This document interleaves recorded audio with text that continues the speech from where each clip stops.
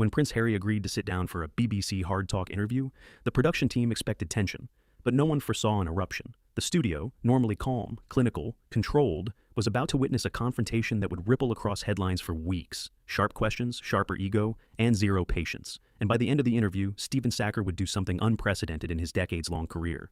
Ask a royal guest to leave. This is where it all began. The HardTalk studio that day wasn't the usual black box set. Because of scheduling and security limitations, the interview had been moved to a private, high-ceiling salon. Quiet, warmly lit, and deceptively peaceful. 2 wooden chairs, placed directly across from each other. A tall window draped in soft beige curtains. A patterned rug, muted and traditional, grounding the room. 2 paintings hung behind each man, their colors warm but somber. Stephen Sackur sat on the left, precise posture, suit sharp, glasses glinting in the light. His hands rested over a folder of meticulously prepared questions. The kind that didn't bend, the kind that didn't soften for anyone, not even royalty. Across from him sat Prince Harry. He wore a fitted gray suit and white shirt, no tie, top button undone, projecting a mixture of casual indifference and performed restraint. His jaw set forward, shoulders stiff, eyes showing that familiar irritation he no longer tried to hide. Before cameras rolled, there was no small talk, no greeting, no easing in, just silence, and a subtle tension vibrating in the air. Stephen finally broke it. "Are you ready, Harry?" Harry's eyes flicked up, unimpressed. "I'm His Royal Highness, actually." Stephen didn't blink. "Not in this interview, you aren't." A muscle twitched in Harry's cheek. The director signaled, cameras rolled, and Stephen began, calm, surgical, unflinching. "Prince Harry," he said, with the polite firmness only Stephen Sackur possessed. "Thank you for being here." Harry crossed his legs, leaning back with a sigh. "Let's just get on with it." Stephen's eyebrows rose a millimeter, but he continued smoothly. "You've described the royal institution as toxic. You've said it harmed your mental health, restricted your freedom, and failed to protect you. Yet, critics say you continue to leverage your royal identity whenever it benefits you. What do you say to them?" Harry let out a short, scoffing laugh. "I say critics are irrelevant. They can't begin to understand my experience." "It's not about understanding your experience," Stephen countered. "It's about consistency. On one hand, you condemn the monarchy. On the other, you profit from the fame it gave you." Harry's lips tightened. "Is this the angle we're taking, already?" Stephen didn't flinch. "This is hard talk. I don't do angles. I do questions." Harry leaned forward sharply. "Yes, and I'm noticing they're the wrong ones." There was a rustling behind the cameras, producers shifting, exchanging wary glances. Stephen remained composed. "All right then," he said calmly. "Let's try a simpler question. What do you want people to understand about you that they consistently get wrong?" Harry exhaled loudly, eyes rolling upward as though the question itself was beneath him. "That I'm not responsible for their fantasies. People want a perfect prince. I'm not that. I left that life. I owe no one an explanation for making my own choices." Stephen nodded slowly. "But you do seek public sympathy, do you not? You publish memoirs, appear in documentaries, give interviews like this one." Harry's voice sharpened instantly. "No, I tell my story. That's not the same thing." Stephen tilted his head slightly. "Isn't it?" Harry's jaw hardened again. "This is exactly why people hesitate to speak out," Harry snapped. "Every time someone tries to reclaim their narrative, journalists try to twist it." "Harry," Stephen said evenly, "you've released more public statements about your personal grievances than any royal in modern history. It's fair to ask why." Harry sat up straighter, eyes narrowing. "And I'm telling you, you're asking the wrong questions." A long pause cut through the room. Stephen folded his hands, unreadable expression on his face. "All right," he said finally. "Then let's talk about your move to the United States. Many people have noted that you left the royal family to seek privacy, yet you signed deals with major streaming platforms." Harry cut in sharply. "Oh, here we go again. The privacy myth. I've explained this 1,000 times."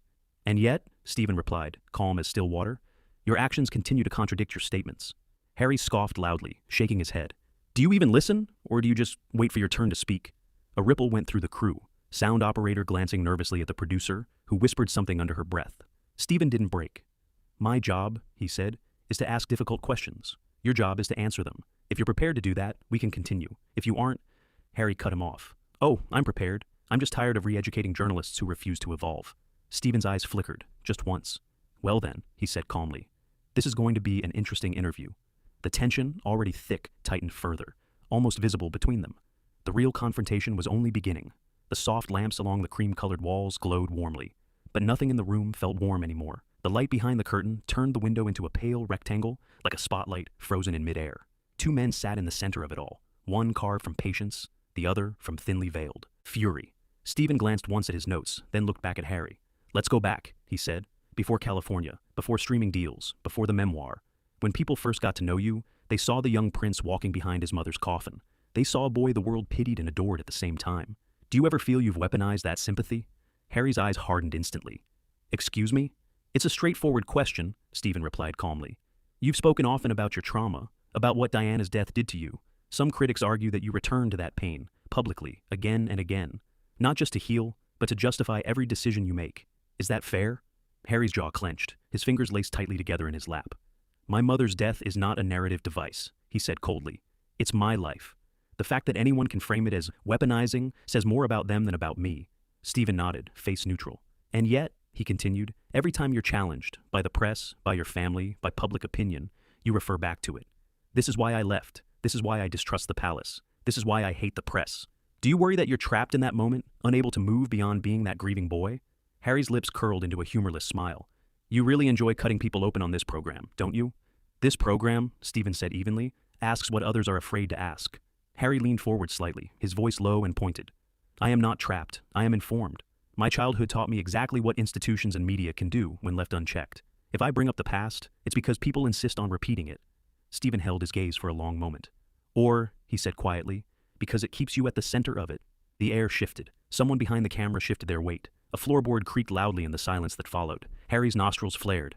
You're implying I enjoy being the victim, he said. I'm asking, Stephen corrected. There's a difference, Harry scoffed. People love that word, victim. It's a lazy way to dismiss someone's pain. Label them, then you don't have to listen. Stephen tilted his head. And do you ever listen, Harry, to people who feel let down by you? To veterans who felt blindsided by some of the things you wrote about your time in Afghanistan? To staff members who say you and your wife made their lives miserable? A flicker of real anger flashed across Harry's face. That's rich, he said. You sit there, cushioned by the BBC, invoking anonymous staff members as if gossip is evidence. These aren't just gossip columns, Stephen replied quietly. These are formal complaints, testimonies, people who worked closely with you. They worked for the institution, Harry snapped. Not for me, and we both know where their loyalties lie. Stephen let the words hang, then moved on with surgical precision. Let's talk about your military service, he said. You've spoken proudly about being on the front line, about your comrades, about the normality you found there. In your memoir, you described enemy combatants in a way that many felt was dehumanizing. Do you regret that? Harry's expression shifted into something between annoyance and boredom. No, he said bluntly. Stephen raised an eyebrow. You don't regret describing the people you killed as chess pieces removed from the board? Harry shrugged. It's how we're trained to think. It's how you cope. Anyone pretending they don't compartmentalize is lying. But of course, the media cherry-picked a few lines to turn into outrage. It's predictable. Stephen steadied his gaze. It wasn't just the media. Veterans groups, former officers, people who admire you, they expressed discomfort too. Are they all just predictable as well? Harry smiled thinly. People love a scandal. Give them a line out of context and they'll run with it. I'm not here to babysit their interpretations. Or, Stephen said slowly, to take responsibility for the impact of your words. Harry's hands tightened on his knee. The impact of my words, he said sharply, is nothing compared to the impact of being shot at in a war zone, while cameras back home debate whether I'm a real soldier or a mascot. Where were all these moral guardians then? Stephen allowed himself a measured breath. This isn't about your courage on the battlefield, he said. It's about how you talk about it now. You've asked the world to see your humanity. Do you extend the same courtesy to those you fought? Harry bristled. I did what I had to do. I made peace with it. I don't need your philosophical lectures on morality. The room felt smaller now. The curtain seemed to close in, the light behind it flattening into a harsh rectangle. Stephen changed his tack. Let's bring this into the present, he said. Your critics say you speak of compassion, yet lash out at anyone who questions you. They say you demand understanding, but offer very little in return. Do you see any truth in that? Harry let out a humorless laugh. Critics again. Funny how they're never in the room, yet you speak for them. I'm not speaking for them, Stephen replied. I'm putting their concerns to you. That's what this program does. Harry's gaze sharpened. No, what this program does, he said slowly, is put people in a chair and chip away until they either break or say something you can turn into a headline. I've watched HardTalk before. You're not subtle. And yet you agreed to come, Stephen said. I came, Harry replied, because occasionally I like to remind myself why I don't trust your industry. A brittle chuckle broke out from somewhere near the back of the room, quickly smothered. The director made a small cutting motion to the crew. Stay silent. Stephen didn't react to the dig. If anything, his voice grew even calmer. Let's talk about Megan, he said. Harry's posture shifted, a slight, almost imperceptible tightening, as if a wire had been pulled through his spine. Here it is, Harry muttered, the obsession. You brought her into the public narrative, Stephen said, unfazed. You've described her as saving you from an institution you couldn't survive. Do you accept that, in doing so, you've also made her central to this story? She's central to my life, Harry shot back. That doesn't give the world the right to dissect her. And yet, Stephen continued, you've done Netflix series, podcasts, public appearances, Harry snapped. Do you ever update your material? He demanded. Or do you just recycle talking points until the audience claps? A charged silence dropped into the room. Stephen's eyes hardened, just a fraction. My job is not to make the audience clap, he said. It's to ask what many are thinking but cannot ask you directly. And maybe, Harry replied coldly, they don't deserve an answer. The crew exchanged looks again. One camera operator swallowed hard. Stephen held Harry's gaze. You say you want to break cycles, he said quietly. But what I'm seeing is a man who refuses to be questioned. A man who demands empathy but meets scrutiny with contempt. Harry's laugh was sharp, humorless. You don't know what I demand, he said. You know what you project onto me. The tension in the air felt almost physical now, pressing against the walls, the furniture, the glass in the frames. Stephen tapped his notes lightly with his forefinger. We're going to take this deeper, he said slowly, because there's a question many people are asking, whether you like it or not. Harry's eyes narrowed. By all means, he said. Let's hear the big clever question. Stephen inhaled once, then leaned forward. Are you, he asked, truly seeking healing? Or are you addicted to the drama of your own rebellion? The words landed like a crack of thunder in the small room. Harry's expression froze. The crew knew instantly that they had reached a line. Whether it would be crossed or shattered was about to become painfully clear. For a second, neither man spoke. Stephen's question, sharp, unforgiving, echoing with quiet accusation, hung in the air. Even the faint hum of the overhead light seemed to dim beneath it. Harry inhaled sharply through his nose. Addicted to the drama, he repeated, voice dangerously low. That's what you think this is? Stephen didn't blink. I'm asking whether you've become so used to conflict, so used to being at the center of a storm, that you subconsciously recreate one wherever you go. Harry leaned back in his chair, eyes narrowing, an incredulous laugh slipping out. You sit here in your tidy BBC studio setup, behind your notes and your glasses, judging my life as if it's a chessboard you can decode in an hour. You have no idea what I've lived through. I'm not claiming to, Stephen answered steadily. I'm inviting you to reflect on how your actions look from the outside. Harry's jaw tightened. From the outside, he said, my entire existence has been a public spectacle. Every move I make is scrutinized, twisted, reframed, weaponized. And now you, just like the tabloids, suggest I'm addicted to it, that I seek it out? I'm saying, Stephen replied, you may not realize how your choices create a cycle you claim to be trying to escape. Harry's eyes flashed. What cycle am I escaping? The monarchy? The press? The public? His voice rose. You all still talk about me, still chase me, still dig into my life. Leaving Britain didn't change that. Coming here didn't change that. Sitting in this room clearly hasn't changed that. He gestured lightly around the set, just enough movement to underline the bitterness. You want me to be quiet. You want me to disappear. And then you blame me when I don't. Stephen's expression remained maddeningly composed. I want clarity, he said. Not disappearance, not silence, just clear, honest accountability from someone who demands it of others. Harry's glare sharpened. And what exactly am I supposed to be accountable for? For speaking my truth? For protecting my family? For pointing out hypocrisy? For acting, Stephen said calmly, as though every conflict in your life is someone else's fault. Harry blinked, stunned for a moment. Then a tight, humorless smile spread across his face. Ah, he said quietly. There it is. The royal family's favorite line, the press's favorite line. Harry never takes responsibility. Funny how everyone loves that refrain, except the people who actually know what happened behind closed doors. Stephen didn't move. Then explain it, he said, here, now. Without blaming institutions, the press, or your upbringing. What responsibility do you take for the estrangement, for the fallout, for the chaos surrounding your life? Another painful silence. Harry exhaled through his teeth, anger coiling in his shoulders. You want a neat little confession, he said.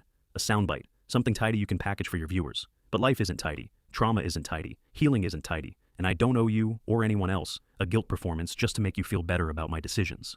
Stephen sat poised, unbothered. I'm not asking you to perform guilt, he replied. I'm asking you to acknowledge complexity. Harry scoffed. Complexity?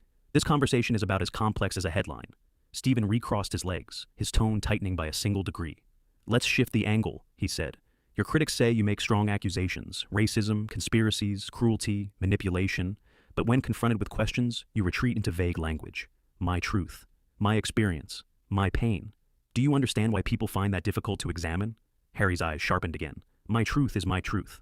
That phrase, Stephen said lightly, is often used when someone cannot produce evidence. Harry stiffened. You think my life needs evidence? That my feelings need evidence? I think, Stephen replied, that when you make claims affecting institutions, reputations, and real people, clarity matters. Precision matters. Otherwise, the public is left with hearsay. Harry massaged the bridge of his nose, visibly spiraling into frustration. This is unbelievable, he muttered. You sit here, essentially calling me unreliable, implying I fabricate pain. I'm saying, Stephen reiterated, that your story is compelling but incomplete. Harry snapped his gaze up. And yours is predictable but patronizing. The crew flinched again. Stephen didn't. Instead, he delivered the next line with the steady force of a scalpel breaking skin. Harry, is it possible that you've replaced one institution, the monarchy, with another? Not the media, not America, but your own ego? Harry's head jerked as if physically struck. What did you just say? Stephen didn't repeat it. He let the question linger, cold and electric. Harry slowly leaned forward, hands clasped, voice low and trembling with controlled rage. You know nothing about my ego, nothing about my intentions. You're a journalist who thinks pressure equals truth, but all it does is expose how little empathy you have. Empathy, Stephen replied, is not the same as indulgence. Harry's nostrils flared. You think I want indulgence? The only thing I've wanted, my entire life, is space, privacy, peace. But every time I claim any of it, people like you call it drama. Stephen finally allowed the smallest hint of firmness to edge into his tone. Privacy, he said, is rarely compatible with publicity campaigns, memoir tours, talk show rounds, and televised interviews. Harry froze. And there it is again, he said. The accusation that I can't speak, that I should shut up and be grateful I was born into a cage. I'm saying, Stephen replied, that speaking has consequences, and sometimes you appear unwilling to accept that. Harry stared at him, chest rising and falling faster now. Then he said, very quietly, You don't deserve my story. Stephen responded just as quietly, I'm not sure you've figured out what your story is. Another silence, thick, heavy, unbreakable. The crew felt it. The air felt it. The walls felt it. And as both men held each other's gaze across the small room, it became painfully clear. Something had shifted. Something irreversible. The interview wasn't just spiraling anymore. It was heading toward a cliff. The air in the room had become so dense it felt physical, like a weight pressing against the walls, the floor, the space between the two men. Stephen adjusted his glasses, the only movement he allowed himself. Harry sat rigidly across from him, jaw clenched, breathing shallow. The room felt smaller than when they'd begun. Shall we continue? Stephen finally said. Harry didn't answer immediately. He stared at Stephen, really stared, like he was trying to decide whether to walk out, lash out, or swallow his anger whole. Then, fine, Harry muttered. Ask your next gotcha question. It's not a gotcha question, Stephen said calmly. It's one that many people feel remains unanswered. Harry rolled his eyes. Of course it is. Stephen ignored that. You've spoken often about wanting to reconcile with your family, he said. But reconciliation generally requires humility, apology, and reflection. What part of that process, honestly, do you believe is yours to carry? Harry blinked at him, stunned. My part, he repeated, voice rising. My part? Stephen, I carried everything for 38 years. The expectations, the scrutiny, the duty, the grief, the trauma. And yet, Stephen cut in gently, you rarely acknowledge causing hurt in return. Harry's chair creaked as he leaned forward sharply. Oh, unbelievable. Absolutely unbelievable. You think I haven't acknowledged pain? That I haven't tried to explain what I went through? You've explained, Stephen corrected calmly. But explaining is not the same as taking responsibility. Harry actually let out a laugh, short, sharp, disbelieving. This interview is a joke, he snapped. You brought me here to provoke me, not to listen. I'm listening, Stephen said, unshaken. I'm simply not coddling. Oh, right, Harry shot back. Because emotional honesty is coddling. No, Stephen replied, but deflection is. Harry's breathing grew louder, ragged, uneven. He sat back, fingers drumming tensely on his knee, despite his effort to remain composed. Say it plainly then, Harry said. Say what you really want to say. Stephen's face remained neutral. Very well, he answered. Do you believe you've become so accustomed to seeing yourself as a victim that you no longer recognize when you're the one causing harm? The words hit the room like a thunderclap. Harry's head snapped up, his eyes glazed, not with tears, but with a hot, explosive fury that had been swelling since the interview began. I'm done, he said abruptly. He stood up so quickly the chair scraped loudly across the ornate rug. The crew startled. A camera operator froze mid-movement. Stephen remained seated, posture rigid but dignified. Harry, he began, walking out doesn't resolve. This isn't a conversation, Harry fired back. It's an ambush. It's accountability. It's bad faith journalism. It's necessary journalism. Harry took a step back, chest heaving. You don't understand anything about my life, he snapped. You sit behind your desk and judge from a distance, pretending to be objective while asking questions designed to humiliate me. My questions, Stephen answered evenly, are designed to challenge you. That's what hard talk is. Well, maybe hard talk should focus on people who actually deserve interrogation, Harry said. Because I certainly don't owe you, or the public, an apology tour. No, Stephen acknowledged, but you chose to be here, and that choice carries an expectation of honesty broader than the version of your truth you prefer. Harry shook his head, a bitter smile twisting across his face. You think you've won something here, he said. You think you've cornered me. Stephen didn't respond. Harry pointed toward the exit. But the only thing you've proven, he continued, voice shaking with anger, is why I left the UK in the first place, why I left the press, why I stopped trusting interviews like this. Stephen raised an eyebrow. And yet, he said softly, here you are. That did it. Harry turned, fury radiating off him, and strode toward the door. A crew member instinctively reached out as if to guide him, but Harry brushed past without slowing. At the doorway, he paused, just long enough to send one final look back over his shoulder. It wasn't sadness, it wasn't regret. It was a wounded pride burning so hot it was blinding. "This interview," he said stiffly, "is over."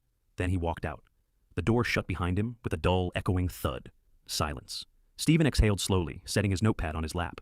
He didn't look triumphant, he didn't look pleased. He looked steady, as if he'd simply done what he was there to do. A producer whispered, "Should we cut?" Stephen nodded once.